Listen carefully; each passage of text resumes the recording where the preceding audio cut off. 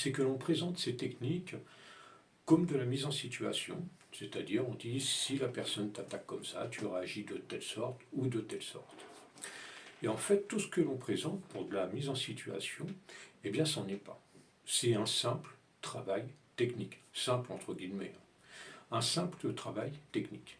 Alors ce travail-là, il est extrêmement intéressant, il est extrêmement utile, on doit passer par ce travail technique-là, mais il faut absolument, absolument rappeler que c'est un travail technique et que ce n'est que un travail technique.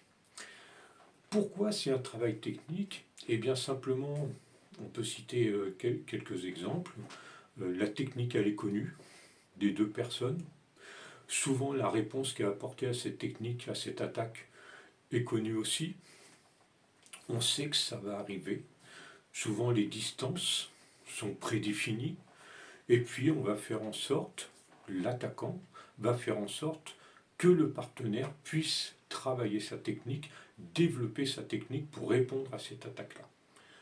Il n'y a pas de piège. À partir du moment où il n'y a pas de piège, où tout est connu, eh bien, ce n'est pas du réalisme. On peut mettre toute la notion de combat que l'on veut, on peut mettre toute la hargne que l'on veut, on peut mettre tout ce qu'on a dans les tripes dans ce travail-là. Il est intéressant, mais ce n'est pas du réalisme.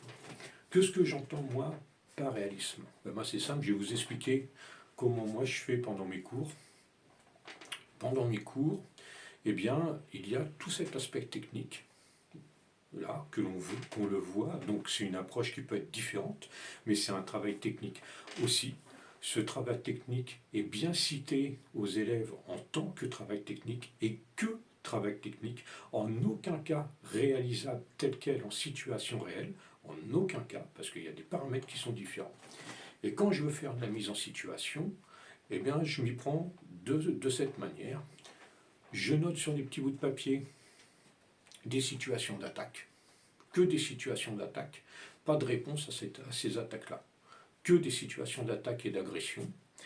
Je mets ça dans un petit récipient, chaque élève en tire deux, par cours, ou de temps en temps, c'est comme on veut, il tire deux papiers, et sur ces deux papiers-là, il n'en prend pas connaissance. Il n'a pas connaissance de ce qu'il y a écrit sur ces papiers-là. Et après, je donne la connaissance de cette agression à un élève, ou c'est moi aussi qui le fais, et puis, eh bien, la personne elle va se faire attaquer par rapport à ce qu'il y a écrit sur le papier. Elle ne connaît pas du tout l'attaque, elle ne sait pas à quel moment ça va arriver